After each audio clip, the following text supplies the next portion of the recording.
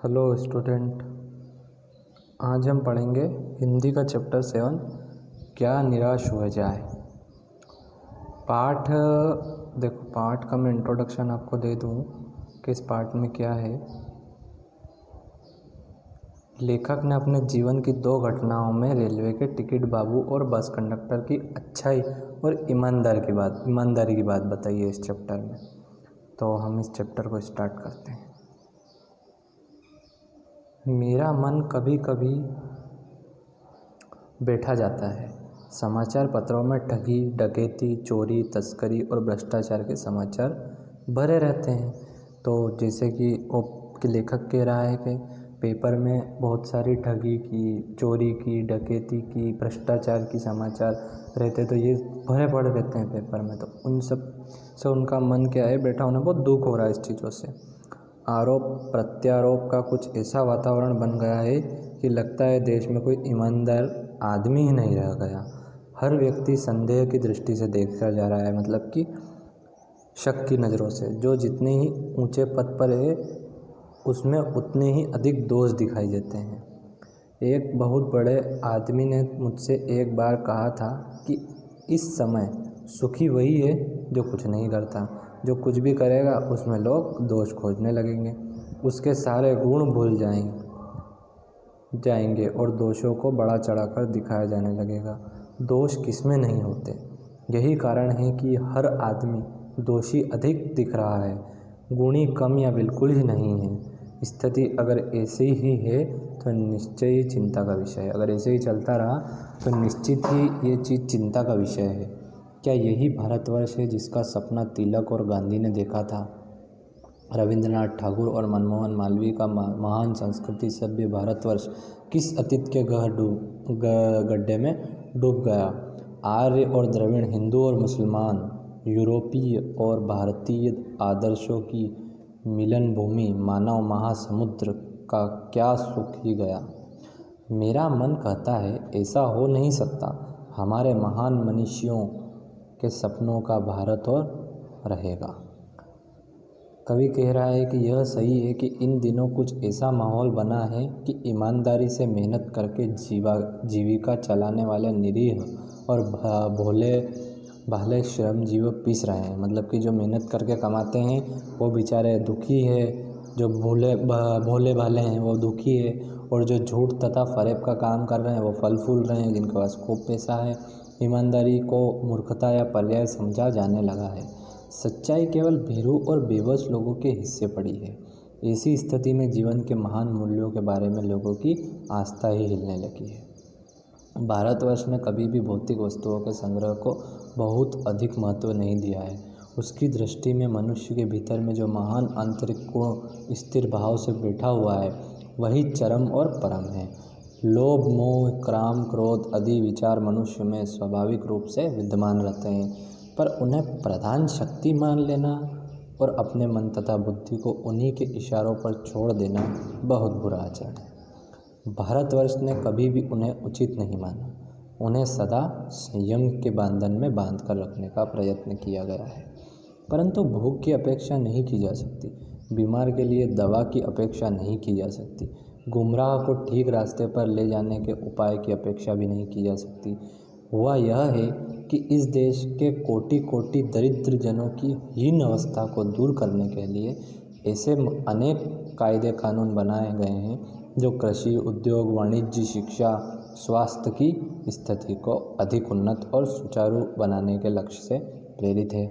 परंतु जिन लोगों को इन कार्यों में लगना है उनका मन सब समय पवित्र नहीं होता। प्राय वे है कि लक्ष्य को भूल जाते हैं और अपनी ही सुख सुविधा को और ज़्यादा ध्यान रखते हैं। भारतवर्ष सदा कानून को धर्म के रूप में देखता आ रहा है। आज एकाएक कानून और धर्म में अंतर कर दिया गया है। धर्म को धोखा नहीं दिया जा सकता, कानून को दिया जा सकता है। यही कारण है कि लोग जो धर्मवीर हैं वे कानून की त्रुटियां में से लाभ उठाने में संकोच नहीं करते। इस बात के पर्याप्त प्रमाण खोजे जा सकते हैं कि समाज के ऊपरी वर्ग में चाहे जो भी होता रहा हो। भीतर भीतर भारतवर्ष अब भी यह अनुभव कर रहा है कि धर्म कानून से बड़ी चीज़ है। मतलब जो धर्म है वो कानून से भी बड़ा है।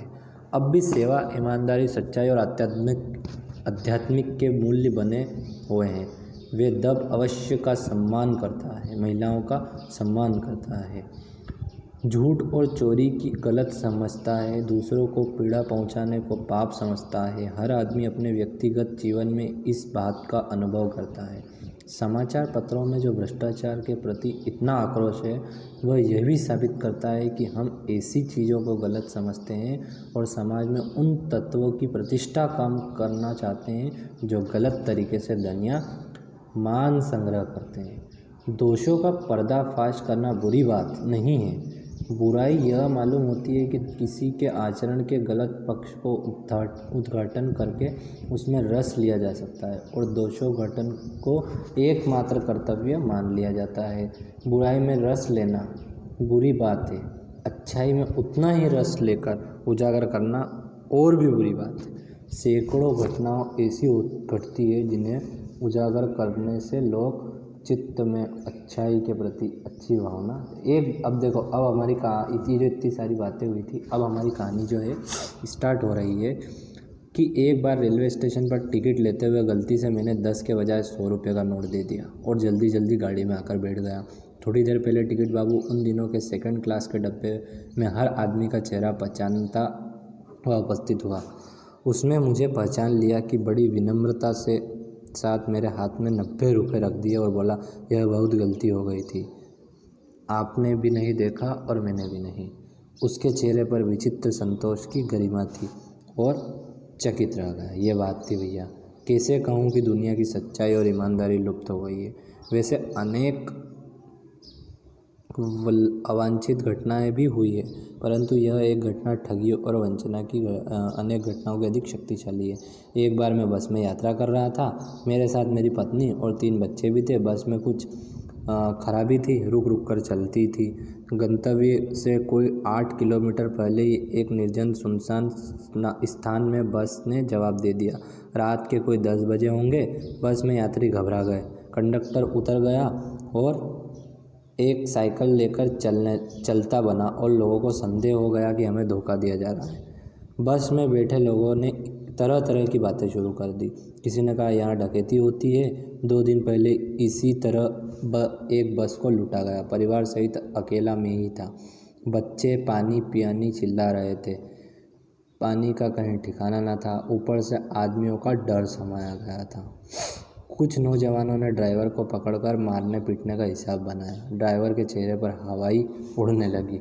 लोगों ने उसे पकड़ लिया। वह बड़े कातर ढंग से मेरी और देखने लगा और बोला, हम लोग बस का कोई उपाय कर रहे हैं, बचाइए, ये लोग मारेंगे। डर में तो मेरा मन में भी था कि उसकी कातर मुद्रा देखकर मैंने यात्रियों को समझाया कि मारना ठीक नहीं है, परंतु यात्री इतने घबरा गए थे कि मेरी बात सुनने को तैयार नहीं हुए। कहने लगे, इसकी बातों में मत आइए, धोखा दे रहा है, कंडक्टर तो पहले ही डाकुओं के यहाँ भेज दिया है। मैं भी बहुत भयभीत था, पर ड्राइवर को किसी तरह मार पीट से बचाया। 1.5-2 घंटे बीत गए। मेरे बच्चे भोजन और पानी के लिए व्याकुल थे। मेरी और पत्नी की हालत बुरी थी। लोगों ने ड्राइवर को मारा तो नहीं, पर उसे बस से उतारकर एक जगह घेर कर रखा। कोई भी दुर्घटना होती है तो पहले ड्राइवर को समाप्त कर देना उन्हें उचित जान पड़ा। उन्हें लगा कि ये बात ठीक है। मेरे गिड़गिड़ाने पर का कोई विशेष असर नहीं पड़ा। इसी समय क्या देखता हूँ कि एक खाली बस चली आ रही है और उस पर हमारा बस कंडक्टर बैठा हुआ था। उसने आते ही कहा, अड्डे से नई बस लाया हूँ, इस बस पर बैठिए, वह बस चलाने लायक नहीं है। फिर मेरे पास एक लोटे से मैं पानी और थोड़ा दूध लेकर आया और बोला, पंडित जी, बच्चों को रोना मुझसे देखा नहीं गया। वही दूध मिल गया, थोड़ा लेता आया। यात्रियों में फिर जान आई। सबने उसे धन्यवाद दिया। ड्राइवर से माफ़ी मांगी और 12 बजे से पहले ही सब लोग बस अड्डे पहुंच गए। कैसा कहूँ कि मनुष्यता एकदम समाप्त हो गई। कैसे कहूँ कि लोगों में दया माया रह ही नहीं। जीवन में जाने कितनी ऐसी घटनाएं हुई है जिन्हें मैं भूल नहीं कर सकता। ठगा भी गया हूँ, धोखा भी खाया है, परंतु बहुत कम स्थलों पर विश्वासघात नाम की चीज़ मिलती है। केवल उन्हीं बातों का हिसाब रखो जिसमें धोखा खाया है, तो जीवन कष्टकर हो जाएगा। परंतु ऐसी घटनाएं भी बहुत कम नहीं है जब लोगों ने अकारण सहायता की है, निराश मन को ढांढस दिया है। मतलब बहुत ज़्यादा ऐसे भी घटनाएं नहीं जिसमें लोगों ने बहुत मदद की है और हिम्मत बंधाई है। कविवर रविंद्रनाथ ठाकुर ने अपने प्रार्थना गीत में भगवान से प्रार्थना की थी कि संसार में केवल नुकसान ही उठाना पड़े, धोखा ही खाना पड़े, तो ऐसा अवसर पर हे प्रभु मुझे ऐसी शक्ति दो कि मैं तुम्हारे ऊपर संदेह न करूं। मनुष्य की बनाई विधियाँ गलत नतीजे तक पहुंच रही है, तो इन्हीं बदलना होगा।